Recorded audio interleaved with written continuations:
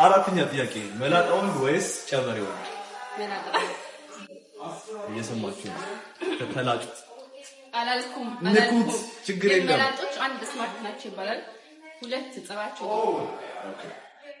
ከሰሞኑ ብዙዎችን እያነጋገረ የመጣው የጂጂኪያ ልጅ የሆነችው የሳምሪ ሰሞነኛ ፎቶና ቪዲዮዎች በተለያዩ ማህበራዊ ሚዲያዎች ሲሰራጩ እንደተመለከታችሁት የጂጂኪያ ልጅ የሆነችው ሳምሪ አዲስ ፍቅረኛን እንደተዋወቀች የሚያመላክቱ የተለያዩ ቪዲዮዎች እየወጡ ይገኛሉ።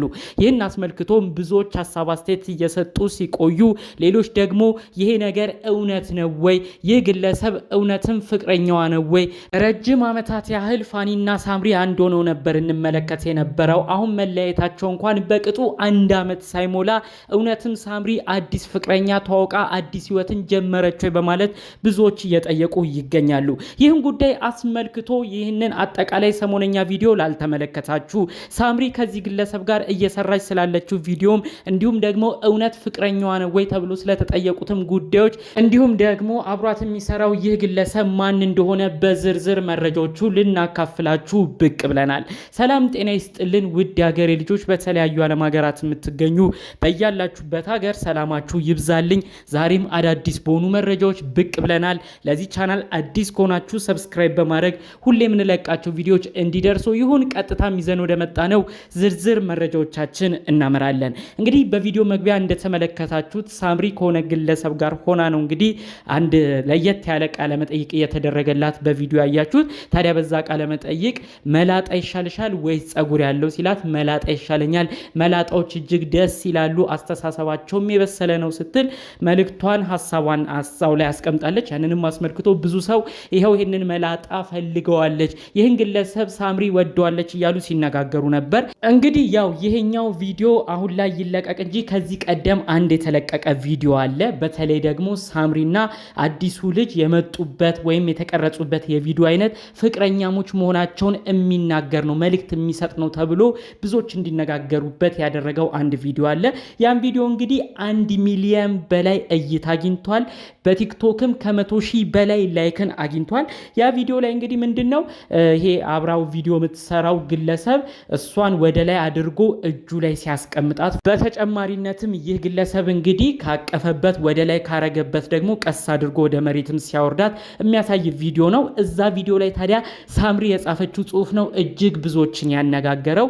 አንቺን ካልተሸከመሽ ችግርሽን ሊሸከም አይችልም የሚል ነው። ከባድ መልእክትን እንግዲህ በዛ ቪዲዮ አድርጋ ከዚህ ግለሰብ ጋር የሆነችበትን የለቀቀችው ማለት ነው። እንግዲህ ያው በንግግሩም ለማወቅ እንደሚቻለው በጽሁፉ ያው እኔን ተሸክሞ ወደ ላይ ከፍ አድርጎኛል፣ እንደዚህ አይነት ሰው ነው ችግርሽንም የሚሸከመው፣ አለበለዚያ ጂም የማይሰራ ሰው ከሆነ አንቺን እንደዚህ በአቅሙ ወደ ላይ ከፍ ማድረግ የማይችል ሰው ከሆነ ችግርሽን ሁሉ መሸከም አይችልም የሚል ትርጉም የሚያሰጥ መልእክት ነው እንግዲህ ሳምሪ በቲክቶኳ ያጋራችሁ ማለት ነው። ይህንን አስመልክቶ ብዙዎች የሷ ወዳጅ አድናቂ የሆኑ ሰዎች እባክሽ ሳምሪ ንገሪን፣ ይህ ግለሰብ እውነት ፍቅረኛሽ ሆነ ወይ? እውነትም አንቺን ስለተሸከመ ወደፊትም ችግሮችንም የሚሸከም ሰው ነው ብለሽ ተማምነሽ ራስሽን አሳልፈሽ የወደፊት የህይወት አጋሬም ይሆናል ብለሽ በሁኔታዎች ሁሉ የተማመንሽበት ሰው ነው ወይ? በማለት ጭምር መልእክት የሚያደርሷት አሉ። ሌሎች ደግሞ ይህን ቪዲዮ በተለቀቀ ሰዓት ዝም ብላችሁ እንግዲህ የተለያዩ ሰዎች በግድ ተጣመሩ አትበሉ፣ እንደፈለጉ ቪዲዮ ይስሩ፣ ምናልባት ቤስት ፍሬንድ ናቸውም ሲሉ የነበሩ ሰዎች አሉ። ነገር ግን ይህ ቪዲዮ የተቀረጸበት ሁኔታ መኝታ ቤት አካባቢም ስለነበረ ሌላ ትርጉም የሚያሰጥ ነው ብለው ደግሞ በሌላ በኩል የለም ሳምሪ እውነትም ከዚህ ግለሰብ ጋር የፍቅር ግንኙነት ውስጥ ብትሆን ነው ይህ ቪዲዮ ሲቀረጽ ራሱ መኝታ ቤት ውስጥ ሆኖ የተቀረጸ ነው በማለት ጉዳዩን ሲተነትኑ የነበሩ ሰዎች ነበሩ። ይህን ግለሰብ እንግዲህ ለማታውቁ ዮኒ ይባላል። በቲክቶክ አካውንቱ ከ190,000 በላይ ተከታይ ወይም የቲክቶክ ፎሎወሮች አሉት ማለት ነው። በተለያዩ አነጋጋሪ ቃሎች እንዲሁም ደግሞ በተለያዩ ቪዲዮዎች ነው የሚታወቀው። የተለያዩ ቀልድ የሚመስሉ እንዲሁም ደግሞ ሰዎችን ያነቃቃሉ፣ ሌሎች ደግሞ ታሪክ ናቸው ስቶሪ ናቸው የሚላቸውን የተለያዩ ጉዳዮች እያነሳ ነው በቲክቶክ ቪዲዮ የሚለቀው። ብዙ ሰውም ነው በቲክቶክ የሚያውቀው።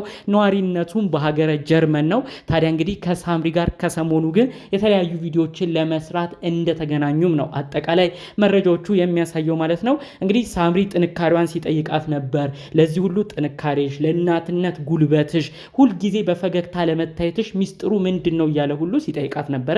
የመጀመሪያዎቹ ሰሞን ቪዲዮ የለቁ የነበረው እንደ ፍቅረኛ የመሰሉ ሰውን በሚያነጋግር መልኩ ቫይራል በሚወጣ በሚመስል ቪዲዮዎች መልኩ ነው እንግዲህ ቪዲዮ ሲለቁ የነበረው። በቀጣዩ ቀን እንግዲህ ደግሞ የተለያዩ ቃለ መጠይቅ እያደረገላት ጥንካሬዎቿን ሲጠይቅ ነበር። አጠቃላይ ጥንካሬዎቼም በመላእክቶች ጥበቃ ነው፣ በፈጣሪ ይታመናለው፣ ሁልጊዜም ፈጣሪ ከኔ ጋር ነው፣ ብዙ እርጅብኝ ቢወርድብኝም ሁሌም በሳቅ በፈገግታ ነው እማሸንፈው እያለች የተለያዩ መልእክቶችን እንግዲህ ይህ ወንድማችን ሲጠይቃት መልእክቷን እያስተላለፈች ነበር ማለት ነው። በአጠቃላዩ እንግዲህ ያሉት ነገሮች የሚያመላክቱት ሳምሪና አዲሱ ግለሰብ ዮኒ የተባለው ግለሰብ ቫይራል ለመውጣት የተለያዩ አነጋጋሪ ቃላቶችንም እየተጠቀሙ ቪዲዮዎች ስሩ እንጂ የእውነት ፍቅረኛሞች ናቸው የሚለውን ጉዳይ ለማረጋገጥ የሚያስቸግር ጉዳይ ነው።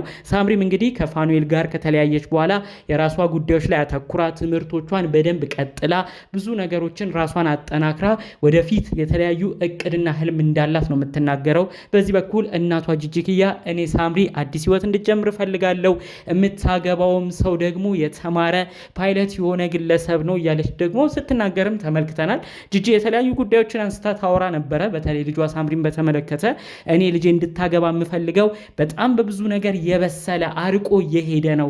እኔ አሁን ሽቶ የሚልክልኝ ስጦታ የሚልክልኝ ልጄንም እንደ ራሱ አድርጎ የሚንከባከብ እንኳን ልጄን አይደለም እኔን ራሱ እንደ እናቱ የሚያይን ጥሩ ሰው አላት እያለች ሁሉ ስትናገር እንግዲህ ከዚህ በፊት ሰምተናል። እንግዲህ ይሄ ጉዳይ እውነት ሳምሪ ያው ፓይለት ወይም አውሮፕላን አብራሪ ፍቅረኛ ተዋውቃ ከሆነ አናቅም። ነገር ግን ጂጂ አንዳንድ ሰዎችን ለማብሸቅ የተጠቀመችባቸው የተለያዩ ቃላቶች ናቸው። ጂጂ ብዙ ጊዜ እንደዚህ እየተናገረች ሰው ማብሸቅ ስለምትፈልግ እንደዚህ ተናግራ በወቅቱ የተለያዩ ጉዳዮች ላይ ተናገረችው። ልጄ የተማረ ነው የሚገባት የሚለውን መልእክት ለማስተላለፍ የሄደችበት ጥበብ ነው ሲሉ ነው እንግዲህ ብዙዎች ጉዳዩን ሲተነትኑ የቆዩት ማለት ነው። እንግዲህ አሁንም ቢሆን የፋኒና ሳምሪ ወዳጅ አድናቂ የነበሩ በተለይ ለ7 ዓመታት ያህል በዩቲዩብ ሲከተሏቸው የቆዩ በዩቲዩብም ስራቸውን ሲያበረታቱ ልጆች ሲወልዱም ልጆቻቸውን እንወዳለን እናንተም በፈጣሪ ፍቃድ የተባረከ ኑሮ ይኑራችሁ እያሉ ብዙ ምኞት ሲመኙላቸው የነበሩ የዩቲዩብ አድናቂዎቻቸው ዛሬ ድረስ ፋኒና ሳምሪ በጋራ ይመጣሉ እያሉ በተስፋ ይጠብቃሉ። እንግዲህ የእህል ውሃ ጉዳይ ሆነና ፋኒና ሳምሪ መለያየታቸውን ይፋ ካደረጉ አሁን ወደ ዓመት እየተጠጋ ይገኛል። ነገር ግን ሁለቱም ኦፊሻል አድርገው ወይም ህዝብ ባወቀው መልኩ አዲስ ህይወትን ጀምረው ምንም አይነት ነገር ለህዝቡ የሚያስተዋወቁት ነገር የለም። ሁለቱም ወደ ተለያዩ ስራቸው ወይም ፎከስ ማድረግ ወደ ፈለጉበት ነገር አተኩረው ስራቸው ላይ እያተኮሩ እንደሆነ ነው አጠቃላይ ያሉ መረጃዎች የሚያመላክቱት ማለት ነው። እንግዲህ ፈጣሪ አምላክ ተጨምሮ ፋኒና ሳምሪ በጋራ ለወለዱት ልጆቻቸው ብዙዎቻችን ለምንወዳቸው ፊሎና አዳም ሲል እንግዲህ እነዚህን ቤተሰቦች በጋራ አንድ የሚሆኑበት ነገር ከተፈጠረ መልካም፣ ካልሆነ ግን እንዳሁኑ ተከባብረው ለልጆቻቸው ሲባል በሰላም ሁለቱም በያሉበት በሰላም ሆኖ ተከባብረው ሚዲያ ላይ ወጥተው ከዚህ በፊት እንደነበሩ አንድ ሁለት መባባሉ ቀርተው በሰላም የሚኖሩበትን ነገር እንዲያስቀጥሉ ፈጣሪ አምላክም በዚህ ነገር እንዲረዳቸው የእውነት ከልብ በመመኘት የዛሬን መረጃዎችን እዚህ ላይ አበቃለሁ። በሌሎች አዳዲስ መረጃዎቻችን እስክንገናኝ ድረስ ሰላሙን ሁሉ እመኝላችኋለሁ። ሰላም።